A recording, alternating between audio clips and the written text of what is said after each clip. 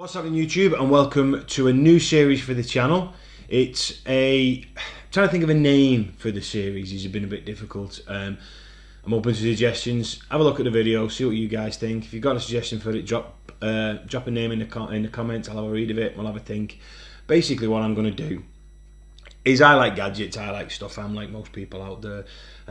You know, I've got the iPad, I've got the wireless earphones, I've got things like, you know, all the mod cons we have now, all the little gadgets that we like. I'm considering getting a drone camera, but I've not told the wife yet. She'll probably kill me if she finds out I'm thinking about getting one of them. But everything's so expensive. Everything is just, you know, you look at an Apple Watch, for example, you know, you're looking £300-400 for an Apple Watch, and yeah, it's great, but is it worth £300-400? So what I'm going to do in this series is I'm going to search online to try and find cheaper alternatives to the big name products, whether it be watches, whether it be soundbars, whether it be drone cameras, all kinds of stuff, all kinds of gadgets. I am open to suggestions for anything. If you've got any kind of suggestions or what you want me to have a look for, drop it in the comments. Again, I'll see what I can find out. I'm not going to go stupid on it. I'm not going to go buying, you know, £300-500 things. I'm talking £50 or under, really. If we can find a great alternative to a really expensive product for £50 or under, I'll do a review on it if I can get one, and I'll let you guys know what I think. I'm going to use eBay. I'm going to use Wish, which is a big one. For all those who don't know about Wish, it's like an eBay type thing. Well, no, it's not like an eBay type thing actually, because you don't bid on stuff. It's like a supermarket type thing that you buy all kinds of products on. People sell from all over the world. A lot of times from China, things like that, America, and you get the cheaper products. You know, you get. I think somebody even bought like an Android phone on there for 11 quid. I think I saw a YouTuber buy an Android phone on there for 11 quid, and it arrived and it worked. It wasn't great, but it worked. So that's one of the sites we're going to use. Probably primarily, easy for me to say, put my teeth back in, Wish and eBay. Right, so having said that, we've got our first one. Now, it's app that I mentioned watch before, because it is actually a watch that we've got. It is the GT08 Bluetooth Smartwatch. It's supposed to work on iOS devices and Android devices. It cost me I've got it written down here, hang on, £10.49 with free postage, and that was on eBay. So let's get it open and let's have a look at it. Okay, so that's the box. Right guys, so let's get it open.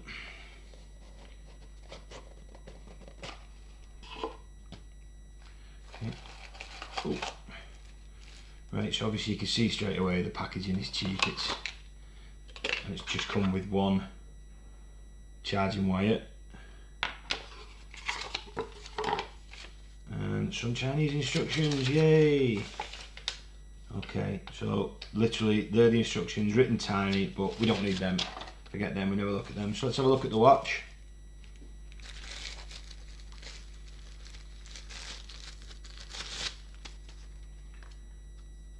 There we go, so that's the watch. You see my England top there. So that's the watch. So let's have a closer look. So there it is, guys. See all the recording there. It looks like an Apple Watch, I think. I haven't got an Apple Watch, so I think I've got one pal who's got one. But obviously, as a man, I've not read any of the instructions. So let's plug it in and let's have a look at it. Right, guys, so here it is.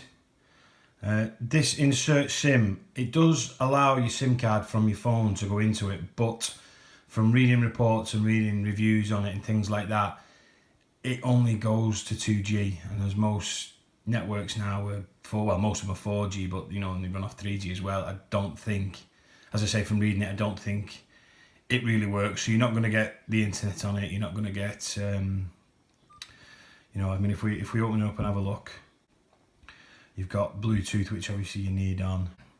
It isn't actually as responsive as you'd like it to be. Pressing the buttons, you have to press them a few times. You've got your settings, your profiles, obviously.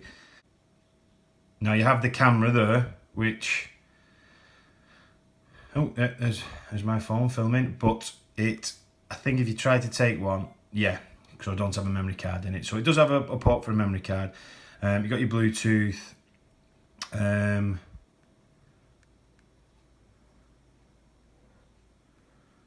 So you've got your call history, it is quite unresponsive sometimes. You've got your calendar. I don't know. Now this is obviously the main. That's the main menu it brings you to. But if you lock it and unlock it again, it brings up your watch face. I think by tapping on it, you can change the watch face. There are the 3 options you have. I just leave that one on. So let's take us back to. Oh. So let's take us back to that menu now. Name. I don't think. Yeah, names brings you up to messages, but I don't think again. I don't think I'm going to be able to send any. I'll have to do a bit of research. Obviously, this is only the first time I switched it on, but I think I'll have to do a bit of research into how you do it. Now, to compare it to the Apple Watch, this is my pal's Apple Watch. James, thanks very much for lending me this. This is obviously the real deal. You know, £300-400 worth of gear here compared to a tenner's.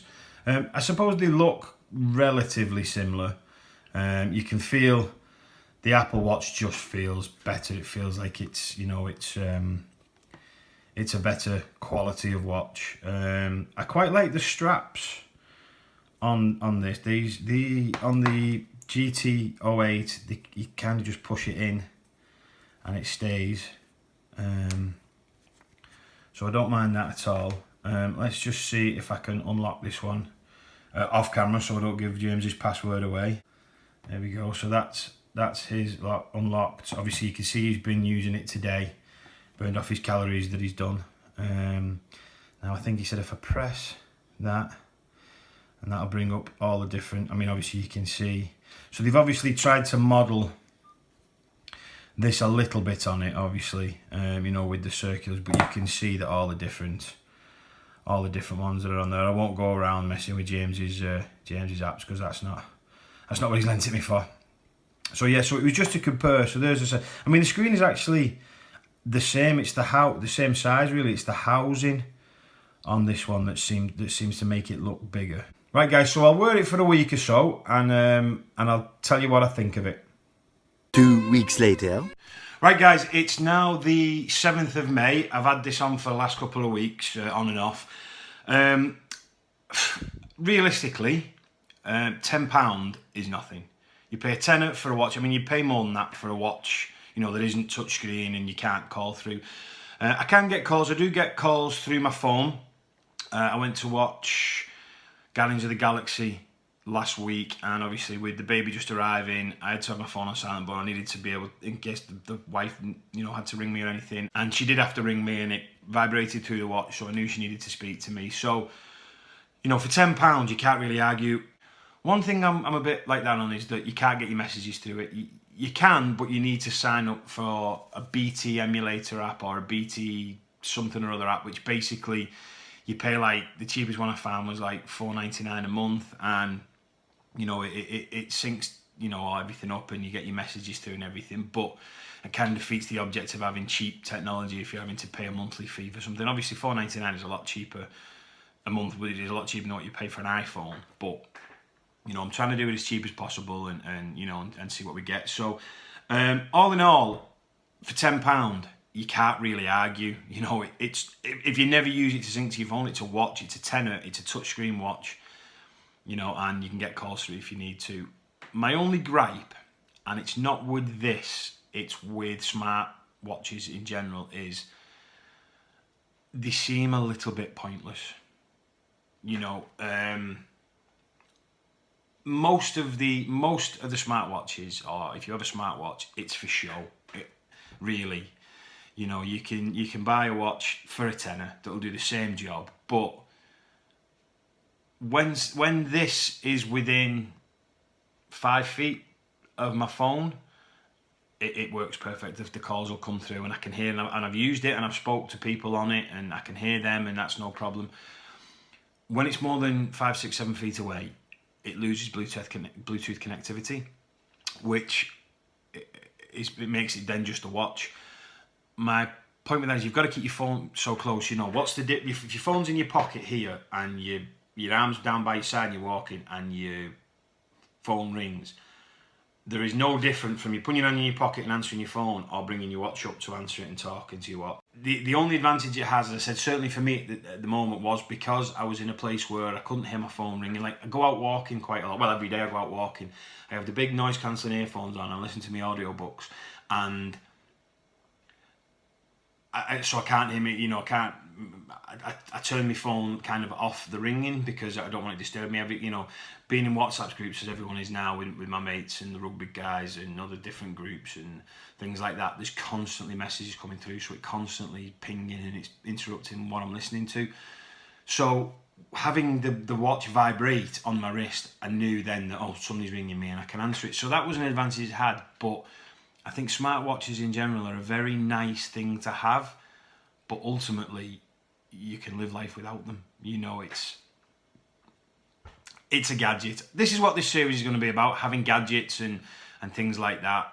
But are they really needed? Possibly not.